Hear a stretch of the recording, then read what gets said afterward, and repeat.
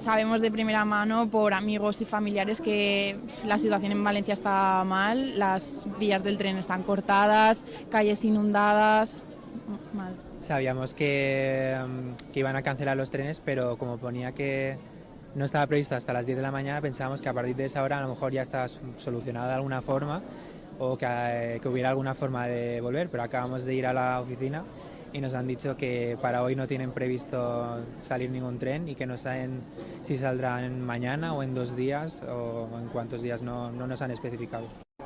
Sí, tenemos amigos de Valencia que son de pueblos, de Utiel por ejemplo, que nos han pasado pues, varios vídeos que ahí pues, ha afectado bastante la lana.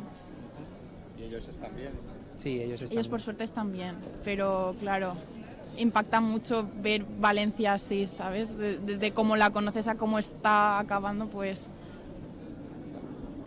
Y ayer pues cogí el tren, llamé a las 15 horas a Irio para que me informaran si salía el tren, porque como veía las noticias, sabía que Utiel-Requena estaba mal, yo pensaba que no saldría y me dijeron que no había ningún problema, ni siquiera con retrasos, que mi tren, el de las 5 menos cuarto, saldría.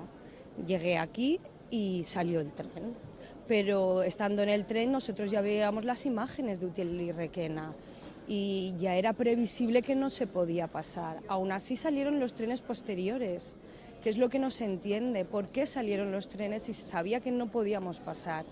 Estuvimos 2 horas o 3 en Cuenca parados y luego nos retomaron a Madrid. Aquí llegamos súper tarde, sin información y sin nada. Y cuando llegamos no había habitaciones de hoteles. Y los hoteles de alrededor... si una habitación estaba en Booking en 123 euros, llamábamos y nos la daban por 275 euros. Es decir, se aprovecharon de la situación y de la desgracia. Llevábamos a casa y no nos contestaba nadie. Yo porque mi compañera no quiere salir, que está más afectada, no encontraba a su marido ni a sus niñas, no nos daban información, no sabíamos si estaban bien, estaban mal o qué es lo que pasaba. Y al final hemos llegado aquí, nos dieron un tren para las 10, nos han enviado un mensaje que saldrá a las 10:45, llamamos, no nos contestan, no nos dan información, no sabemos qué hacer.